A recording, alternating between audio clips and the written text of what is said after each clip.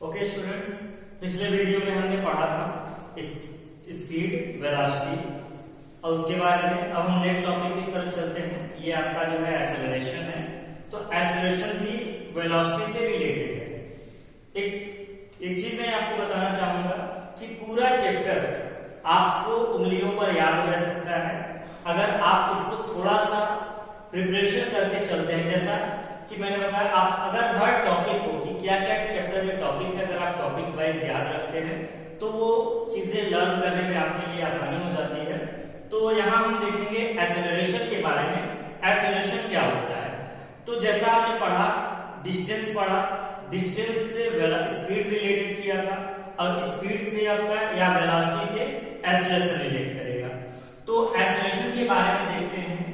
तो मैंने आपको जैसा कि वेलोसिटी में बताया था कि वेलोसिटी दो तरह की होती है, इनिशियल और फाइनल। तो उसी तरह जब इनिशियल और फाइनल, इनिशियल क्या होता है कुछ अलग रहेगा और फाइनल अलग। तो कभी कभी ये दो तरीके का इस तरह से हो जाता है कि हमारा इनिशियल कम रहता है और फाइनल ज्यादा हो जाता है वेलोसिटी, या इनिशियल वेलोसिटी ज्यादा रहती है और फाइनल कम हो जाती है। तो यहाँ पर वेलोसिटी में कुछ चेंजेस आता है, इनिशियल और फाइनल। इन दो वेलोसिटी में कुछ चेंजेस होता है। इनिशियल से फाइनल ज्यादा हो जाता है कभी कभी, या फाइनल जो है कम हो जाता है इनिशियल से। तो इस तरह से वेलोसिटी में इंक्रीजमेंट और डिक्रीजमेंट ये दो चीजें आती हैं। तो हमारा एक्सेलरेशन जो है ये टॉपिक, ये इंक्रीजमेंट इन वेलोसिटी से रिलेट करता है। तो अगर किसी बॉडी की इनिशियल वेलोसिटी पहले कुछ कम थी और कुछ समय चलने के बाद अगर किसी मूविंग बॉडी की वेलोसिटी बढ़ जाती है, कुछ समय चलने के बाद अगर मूविंग बॉडी की वेलोसिटी बढ़ जाती है, तो हम कहते हैं कि बॉडी किस तरह के मोशन में है, एक्सेलरेटेड मोशन में है। या फिर हम ये भी कह सकते हैं कि बॉडी में एक्सेलरेशन प्रोड्यूस हो गया है। यानी एक्सेलरेशन रिलेट करता है इंक्रीजमेंट इन वेलोसिटी। तो यहाँ पर दो तरह की वेलोसिटी होती है, एक इनिशियल और एक फाइनल। तो अगर किसी बॉडी की इनिशियल वेलोसिटी u थी जो बढ़कर फाइनल वेलोसिटी v हो जाती है, तो इसमें कुछ चेंजेस हुआ जिसे हम लिख सकते हैं change in velocity. Change in velocity, और ये वेलोसिटी चेंज होने में कुछ समय लगता है कि जैसे बॉडी की इनिशियल वेलोसिटी u थी और फाइनल v हो गई, तो u से v तक आने में कुछ टाइम लगता है। तो यहां पर हम इसे टाइम से डिवाइड कर देते हैं, तो ये हमारा एक्सेलरेशन बन जाता है। और इसको हम इस तरह से लिख सकते हैं, तो एक्सेलरेशन इसको भी हम वही पुराना तरीका जैसा कि मैंने आपको बताया, अगर फॉर्मूला पता है तो डिफाइन कर सकते हैं। तो व्हाट इज एक्सेलरेशन? तो acceleration is the rate of change in velocity per unit time is called the acceleration, या the rate of change in velocity is called the acceleration. The rate of change in velocity is called the acceleration. Velocity changing rate को हम acceleration कहते हैं।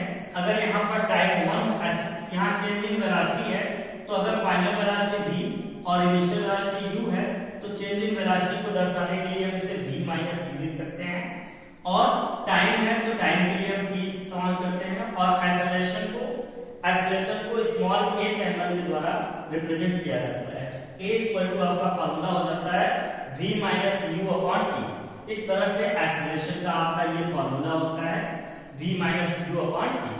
तो ऐसे इसको define भी हम एक और तरीके से डिफाइन कर सकते हैं। अगर हम यहाँ टाइम को 1 ले लें तो ये हो जाएगा v माइनस u अपॉन 1, या इसको लिख सकते हैं जस्ट हम केवल v minus u।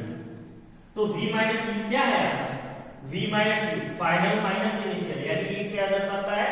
Change in velocity. और चेंज इन वेलोसिटी कब है? जब टाइम आपका 1 है। तो इसे हम बता सकते हैं कि the change in velocity per unit time is called the acceleration. तो एक तरीका ये होता है the change in velocity per unit time is called the acceleration. और दूसरा तरीका होता है डिफाइन करने का the rate of change in velocity. किसी भी चीज को अगर हम टाइम से डिवाइड कर देते हैं तो वो उस चीज का रेट बन जाता है। और चूंकि यहाँ चेंज इन वेलोसिटी को टाइम से डिवाइड किया गया है, तो इसलिए ये क्या है? चेंज इन वेलोसिटी का रेट कर रहा है। तो the rate of change in velocity is called the acceleration. इस तरह से डिफाइन करते हैं। एक्सेलरेशन को स्मॉल a सिंबल के द्वारा रिप्रेजेंट करते हैं। इसका फार्मूला हो जाता है v minus u upon t। यहाँ v क्या होता है? फाइनल वेलोसिटी, u क्या होता है? इनिशियल वेलोसिटी, और t क्या होता है? टाइम होता है। ओके, अब हम बात करते हैं इसके यूनिट की कि इसका यूनिट क्या होता है। तो यहाँ पर देखते हैं हम इसके यूनिट की बात करते हैं तो SI unit of acceleration. Acceleration का एसआई यूनिट क्या हो जाएगा, तो ये चेंज इन वेलोसिटी।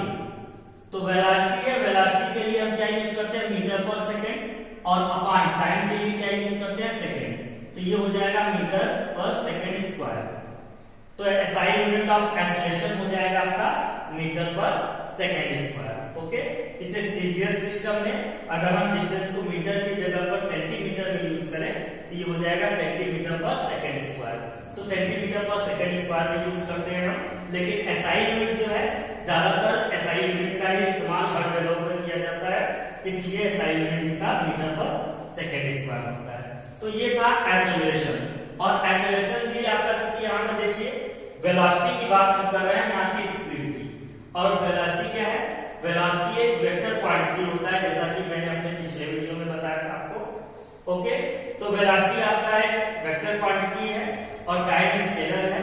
और हम जो है वेक्टर और स्केलर का अगर प्रोडक्ट की बात करें तो वेक्टर और स्केलर आपके वेक्टर ही बनाते हैं, इसलिए एक्सेलरेशन भी क्या होगा, आपका एक वेक्टर क्वांटिटी होगा। ओके, और मैंने आपको बताया था कि वेलोसिटी आपका पॉजिटिव नेगेटिव या जीरो भी हो सकता है, इसलिए एक्सेलरेशन भी क्या होता है आपका।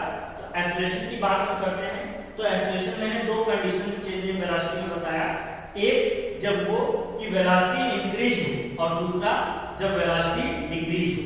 तो जब वेलोसिटी इंक्रीज की बात हम कर रहे हैं तो यहाँ पर चेंज इन वेलोसिटी हमेशा पॉजिटिव आएगा, इसलिए एक्सेलरेशन हमेशा पॉजिटिव होता है, ये जो है नेगेटिव नहीं होता। और अगर निगेटिव हो जाएगा, एक्सेलरेशन अगर निगेटिव हो जाता है तो वो हम उसे एक्सेलरेशन नहीं कहते, वो हमारा क्या बन जाता है, रिटार्डेशन बन जाता है। तो नेक्स्ट हमारा टॉपिक रिटार्डेशन ही है, जो इसी से रिलेटेड है। ओके, तो हम बात करते हैं रिटार्डेशन की। रिटार्डेशन, तो रिटार्डेशन क्या है, जैसा कि मैंने बताया आपका एक्सेलरेशन को ही रिटार्डेशन कहते हैं, लेकिन कंडीशन होता है क्या कि एक्सेलरेशन पॉजिटिव होता है और रिटार्डेशन निगेटिव। अब निगेटिव कब होगा, इसकी बात चर्चा करते हैं। तो निगेटिव कब होगा, जब इनिशियल वेलोसिटी ज्यादा और फाइनल कम होगा। तो जब यहाँ पर हम कम से ज्यादा को माइनस करेंगे तो हमारा ये आंसर क्या आएगा, निगेटिव आएगा। और जब निगेटिव आएगा तो हम निगेटिव एक्सेलरेशन को रिटार्डेशन कहते हैं। तो हम इसको डिफाइन कर सकते हैं, negative acceleration, negative acceleration is called retardation. ठीक है, negative acceleration is called retardation. इसे लिखेंगे कब, तो इसे भी ए सिंबल के द्वारा ही लिखा जाता है, लेकिन जब भी इसकी वैल्यू को लिखते हैं तो इसकी वैल्यू हमेशा क्या करते हैं, निगेटिव। इसकी वैल्यू को हमेशा इसकी वैल्यू के आगे हम निगेटिव साइन शो कर देते हैं। तो जब जहां कहीं भी एक्सेलरेशन में निगेटिव साइन आपका लगा है तो उसे हम एक्सेलरेशन न पढ़ते बल्कि क्या पढ़ते हैं, रिटार्डेशन पढ़ते हैं। ओके, तो रिटार्डेशन क्या है, the negative acceleration is called the retardation. या हम इसे ऐसे भी डिफाइन कर सकते हैं कि when the velocity of a body is decreases, when the velocity of a body is decreases, then the acceleration produced is called the retardation। जब किसी बॉडी की वेलोसिटी इनिशियल से फाइनल डिक्रीज हो जाए तो उस कंडीशन में जो एक्सेलरेशन प्रोड्यूस होता है उसे हम रिटार्डेशन कहते हैं। ओके, ये आपका एक्सेलरेशन और retardation. Okay, thank you. I hope ये वीडियो आपको पसंद आएगा, और अगर इस वीडियो से रिलेटेड कोई भी आपको किसी भी प्रकार का कोई डाउट हो तो नीचे कमेंट बॉक्स में जाकर जरूर हमें कमेंट